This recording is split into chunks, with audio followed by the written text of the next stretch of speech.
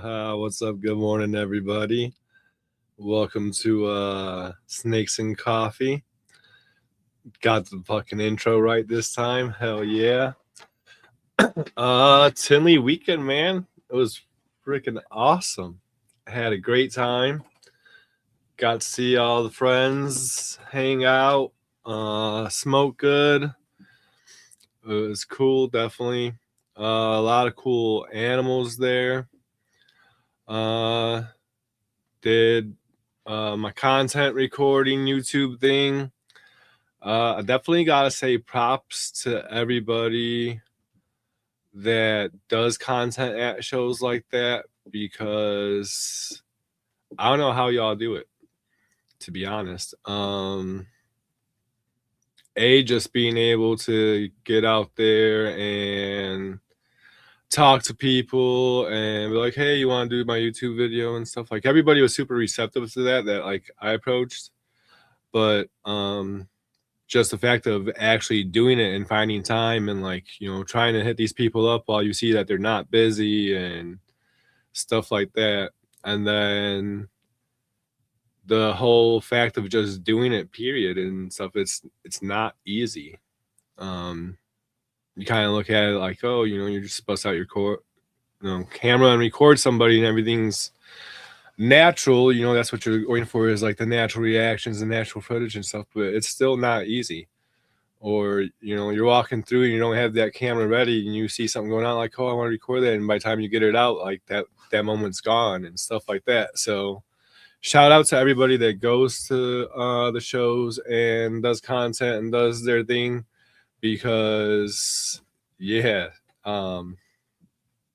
it's not easy. It takes a lot. Also, I want to say I was humbled a little bit, I guess, maybe, if that's the right words. I learned I need to step it up a little bit and stuff. If I want to do stuff like that, I was just recording with my phone, which the video came out decent. The audio came out better than I expected.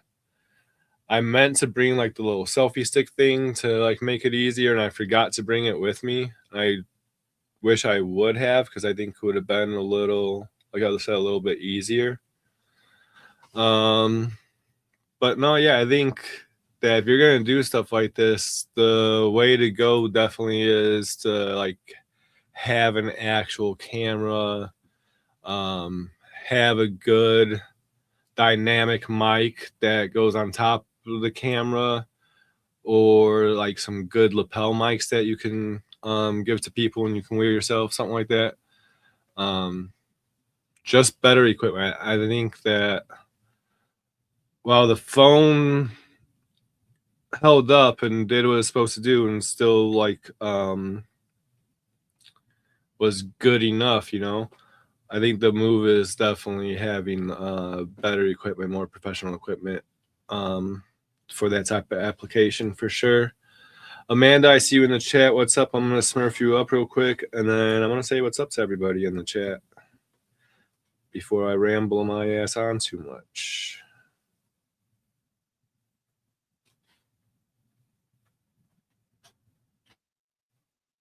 Well, I can't smurf people on the vertical view, so if you're watching that way, switch on over to the regular view. Say what's up in the chat, and then I'll turn you guys blue.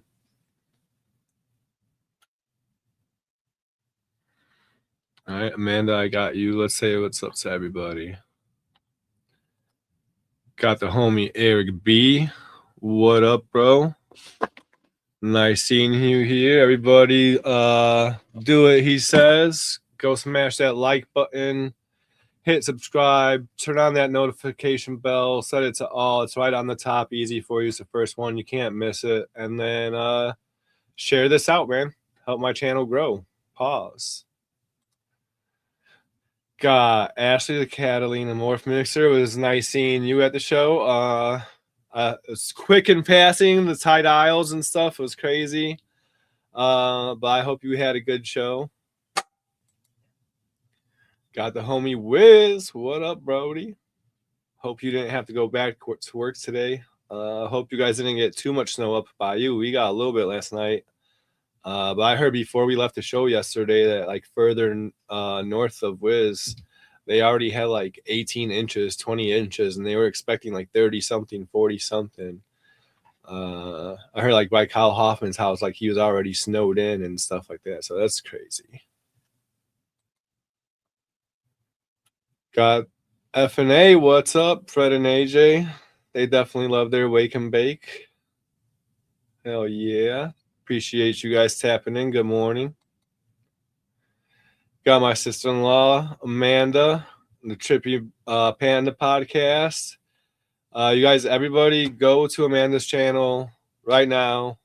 Go like, subscribe, follow, share her stuff out. She's trying to build her channel, trying to build her podcast and her followers and her viewing. She had her first live, was it last week? And it was pretty dope. Production quality was crazy, outstanding, amazing. And the whole thing just seemed like really natural. I think that the podcast realm is something where you're gonna really find your footing at. Is that the right word, Amanda? No, it was super natural and it was really, really good. And if I had just found that randomly on YouTube, I would have never in a million years known that that was your first podcast. It looks like you've been doing this professionally for years. So keep it up. Maybe being a radio DJ might be a good career path for you one day, maybe, or something. Might be something worth looking into. Got the homie Ro. What up, Brody? Appreciate you tapping in. I know you're hella busy. Got the new baby. Got 2 jobs, defending our country. Bro, you just be holding it down. The grind don't stop, bro. Appreciate you. Got Jamie. What's up, bro? Appreciate you being here. Good morning. Got the homie E. What up, what up? Good morning, bro. Appreciate you. Got Randall tapping in. Hell yeah. 1/2 a Lindworm. I'll let you guys debate over who's the better half. I'm not going to get into that one. What's up, bro? Who else we got up in here? I think that's it for right now. Oh, yeah. Thanks, everybody, for tapping in. Appreciate you guys spending your morning with me. That's fucking awesome. So, yeah, man, Tinley Park. Like I said, I was going to record content, and I did. Not as much as I wanted to, because like I said, it's not as easy as I thought it was. Not that I thought it was easy, but it's definitely a lot more goes into it than some of you guys might expect. For sure.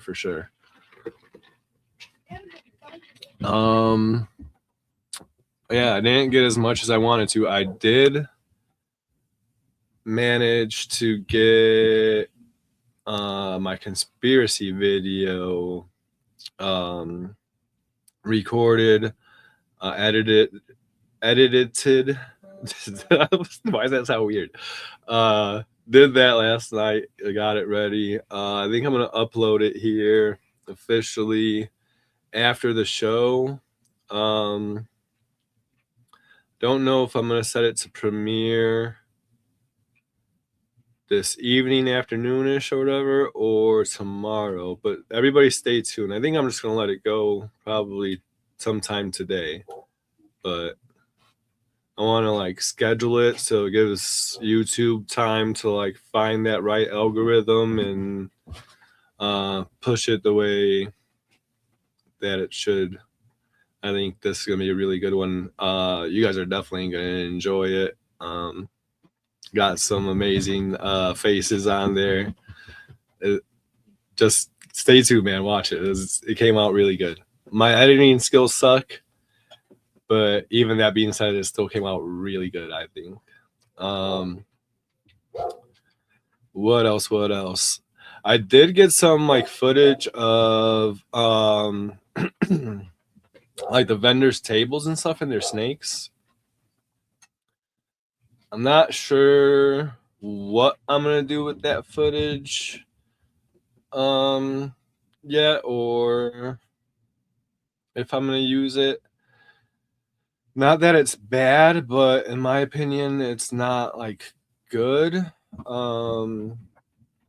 One thing that I found is while trying to record or even take pictures of some of the snakes in the displays is that you get that the glare of the lights from their displays shining down on top of the box, and you see that on the camera. It was really hard trying to like angle to like not be able to see that, or be able to see the snake in there properly and stuff like that. Yeah, so I'm gonna go through some of that footage and see if I can't put something together or maybe release it piece by piece. Like, I don't know yet. Some of it might not even be worth it because you guys might not even be able to see the snakes. That being said, I could have swore I got a picture and not just video. But our coffee close-up pick of the day or whatever, I'm not gonna play the intro, but it's gonna go out to Justin. Let's see. I don't think that snake's on Instagram. Let's look real quick. If you guys seen his recent video on YouTube, you probably know what snake I'm talking about. It's crazy orange. I forgot the full combo. That's why I'm trying to look it up, see if I can find it, so I could at least tell you guys what's in it.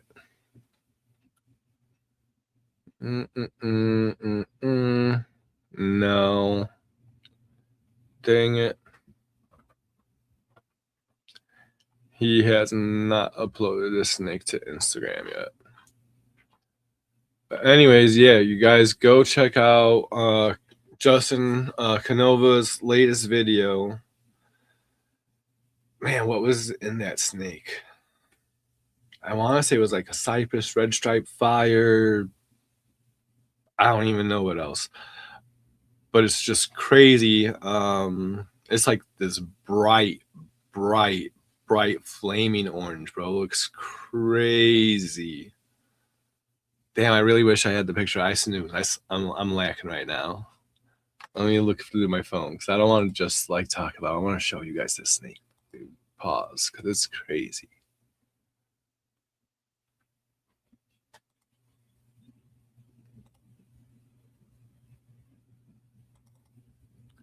Do.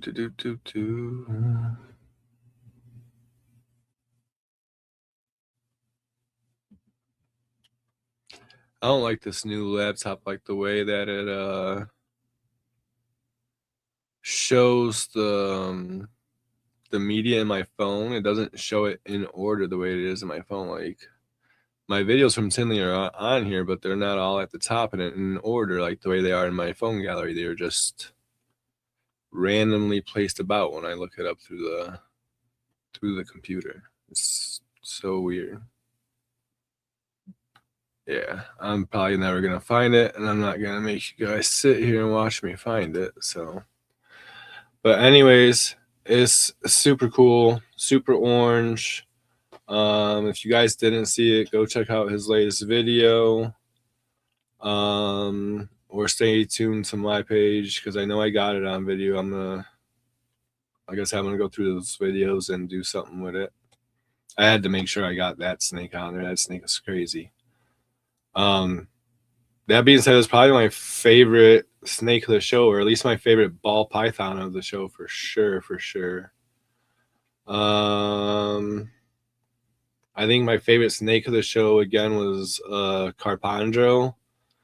I don't think I got any pictures or videos of that one. I couldn't even find it again on Saturday or Sunday.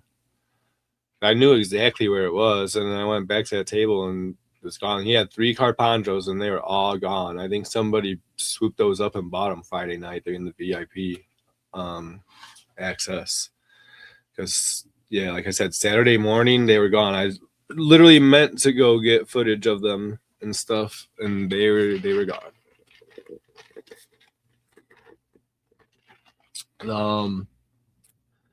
They were.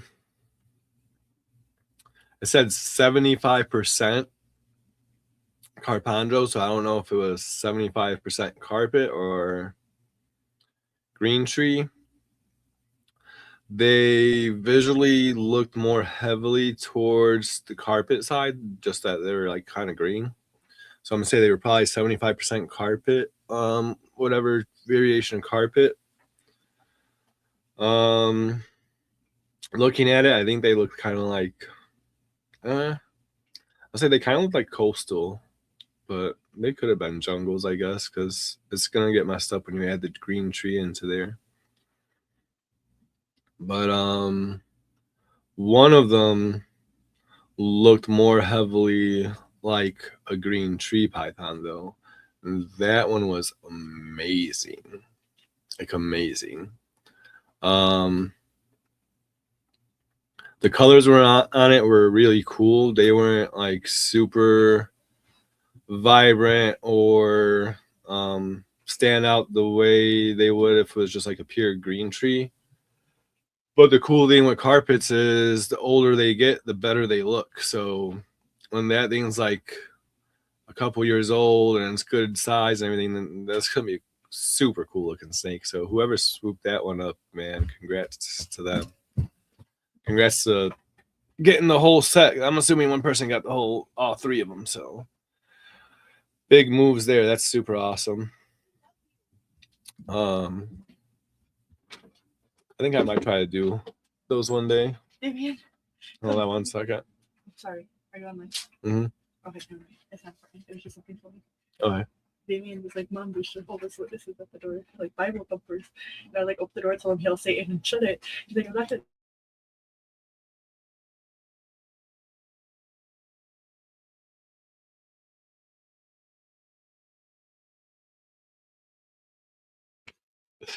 Sorry, guys, that's hilarious. People came by to drop off my son's Chromebook. He's got e-learning to do because these storms ripping through here. Everybody that came up for Tinley, you know what I'm talking about. A couple days ago it was super windy and the roof of his school got torn off literally like a tin can.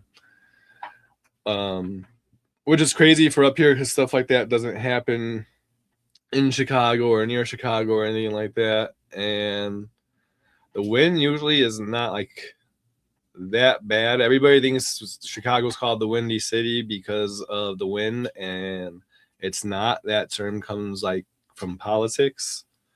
Even though it could get windy here, the wind's usually not that bad because all the big buildings downtown or apartment buildings everywhere in the city break up the wind. So for the wind to have been that strong that tore the roof off the school like that is pretty insane. The school is closed indefinitely until further notice. Obviously, they have no roof, but then it just rained and snowed, so it made it harder for them to mitigate that and take care of that issue this weekend. So yeah, I don't know what's gonna happen there. It's kind of crazy too because it's an alternative school. So these are like the kids that like really need to be there. They really need like that structure and stuff like that. So them not getting it is not a good thing. So hopefully they find like some placement or a temporary building to hell classes and until the end of the school year or something like that. I lost my train of thought of what I was talking about right before that. But oh yeah, Carpanjos. I want to try breeding them one day. I think that would be super cool. Though breeding chondros is quote unquote hard. So I'm pretty sure this is the way other people that make the hybrids do it. But I would assume that the move is to use a female carpet and a male chondro. So maybe one day when my carpets are up to the breeding size and age maturity and stuff like that, maybe I'll look for like a male chondro, one that's already like, you know, older and been sexed or whatever. I know people don't really be letting go of the females when they're already sexed and stuff like that. But yeah, maybe you know, it doesn't have to be nothing crazy or design or anything like that either. Especially if I'm gonna make hybrids, you know, I'll just pick up a really cool like high yellow biak or something like that, and then put it to the carpet python, and then I think that'll be cool. And then maybe I could do a little project and make like exanthic carpandros or something like that, because my carpet female still waiting on the shed testing to get finished and come back, but I'm pretty sure she's a visual exanthic. So if she does come back as visual exanthic, then that'll be pretty dope, because then all my carpandro babies will be, you know, like 100% het or whatever.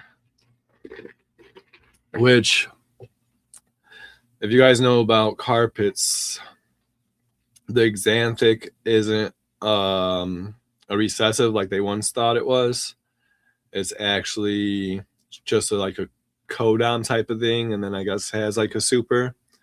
And the way they figured that out is because what people were producing as quote unquote hets were way too visual, had too much visual expression. So amongst the carpet community themselves, they decided, you know, it wasn't a recessive no more, and they weren't gonna like call it a het and stuff like that. The same thing for hypo and carpet pythons. So yeah, that'll be pretty cool, I think, in my opinion. Moving forwards, what else we got? I don't really got no reptile news. I was just super busy with Tinley with the show. I guess one thing I could say for news is Phenome. They released their sex testing for ball pythons, so that's pretty cool. Don't quote me on it. I'm pretty sure that right now, if you get a full panel test, that the sex test is included in there for free. Because I just dropped off some sheds with Charlie at the show, and when I look, you know, like online at the little where it shows you the test results, obviously there's nothing on there yet because he hasn't even made it back home. But when you look on there and stuff for the full panel, it the very first top thing is the results for sex. So I mean, I already know that what I gave him. I know what the sex is, so.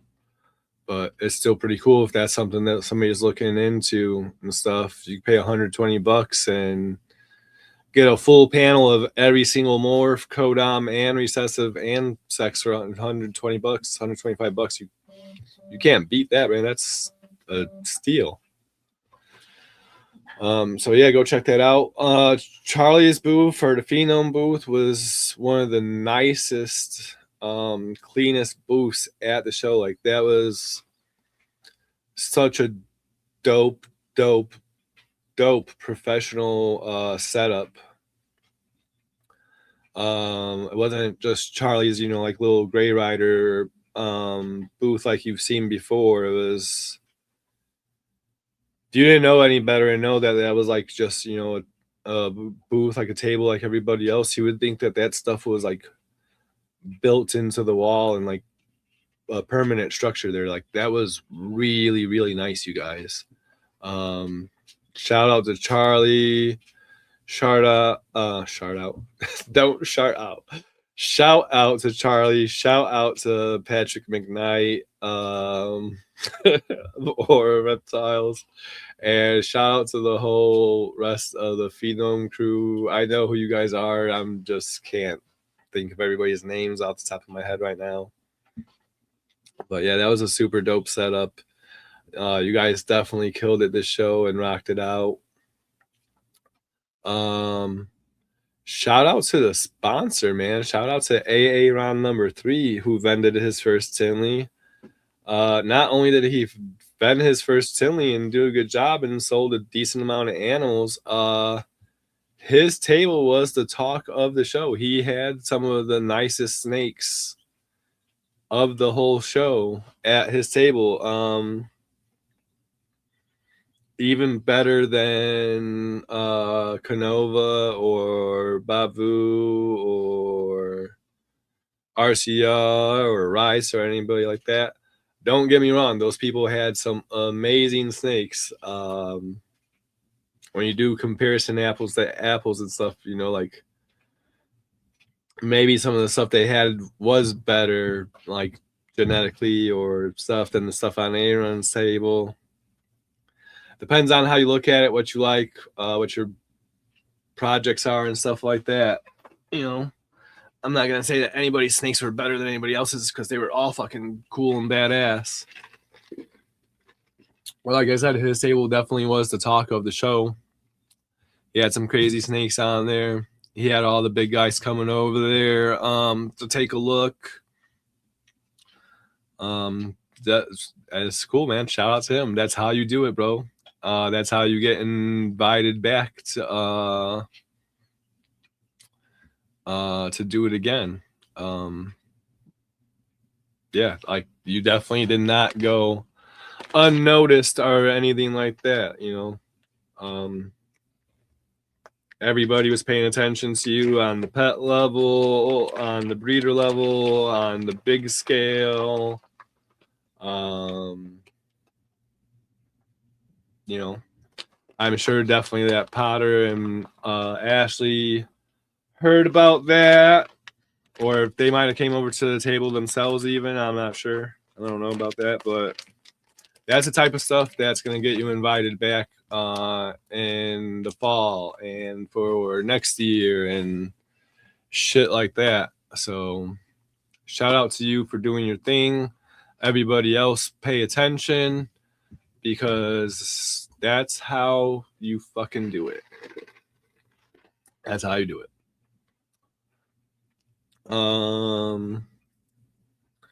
For me, man, I wasn't supposed to get, make sure nobody hit me. I wasn't supposed to get nothing at this show, snake wise, and I came home with 3. Technically 4, but one I gifted to the homie Wiz.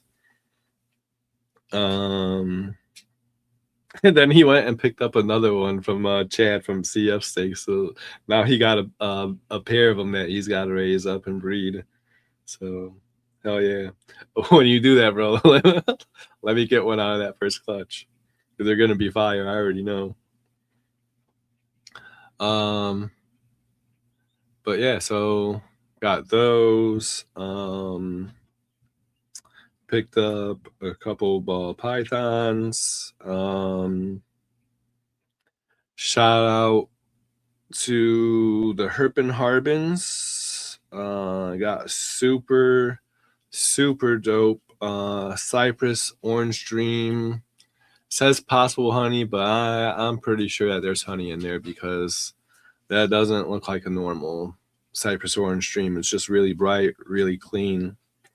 I'll be posting some pictures of it here soon so you guys can see that, or you can go check out Sophisticated Ignorance the other night and catch the replay. I showed it off on there a little bit. Pause. That was a super dope, and it's damn near breeding size too. I could not pass that up. Looking at the comments, hell yeah, bro, you got a Carpondro on its way in the spring. That's what's up, bro. Hell yeah. If I had the money to spend like that, I probably would have grabbed one of those ones that I seen. They were big too. They were like big ass like breeding size carpandros. Yeah, that would be sick. I'm assuming you're talking about making the exanthic carpandros. Yeah, it's gonna be cool, I think. Yeah, but shout out to the Harbins on that snake. It was like breeding size, and the price was unbeatable. It was like half the price almost as some other similar combos that people had around the show. And those ones were not breeding size. They still had to be raised up and stuff like that. So shout out to them, and shout out to them on the quality in their cypress stuff, bro. Because their cypress stuff, like, I gotta admit, bro, it's super orange. It's just better quality than I've seen a lot of other people or a lot of other cypress and stuff. I don't know if you guys have noticed. I've definitely noticed this before, and then especially walking around the show. There's for sure at least two like phenotypes or like polymorphic expressions in the cypress. So I've noticed you could especially see it once you start looking at like cypress clowns. There's one where this is almost kind of like how Wiz explains the leopard too. There's one where the pattern gets really squiggly and wonky and crazy and stuff. And then there's another one that's just really, really orange, like way more orange, and messes with the color a lot more than some of the other lines of cypress. So my opinion personally, the cypress, at least for me and the way I plan to use it, is more for color mutation and stuff. So I'll say I would want to go with that, like that really orange line. But what I'm gonna really be looking out for in my own pairings, and if I was to pick up any animals in the future, is I want to get animals that combine both of like the really squiggly pattern and the color. Because I'm definitely a person that likes to play with pattern too. Especially on animals where the pattern mutation is like really strong or repetitive. I like trying to figure out how can I fuck that up? How can I destroy that? How can I, you know, make it look different? Like what everybody's trying to do with monsoon right now. Like a monsoon is a monsoon, so everybody's trying to figure out how to open up the pattern, how to bring some of the regular alien heads back. Like, you know, everybody's trying to figure out how to manipulate it and mess with it. So that's what I like doing. I don't think messing with monsoon is going to be the move for me personally. But yeah, I just like messing with stuff, man. Like making it like different. Like I don't like the traditional clowns, you know, like regular clown pattern. I like the clowns that have like the tight, you know, lines and start getting like an Angolan type of a pattern going on. I like doing stuff like that. What up, Elias? See you in the building, bro. Thank you for tapping in. Yeah, man. I don't really got much else. I didn't prepare. I was just super busy with the show and just hanging out this weekend and just unwinding. I had been really busy the past few weeks, so it was really good to just get a chance to chill and to unwind and stuff like that, and do it in good company and good friends. And stuff like that. It was definitely cool. Yeah. I know that I had been saying that nobody was doing a lot of footage from the past reptile shows that went on the past couple of weeks, like Dallas and ABC and other stuff like that.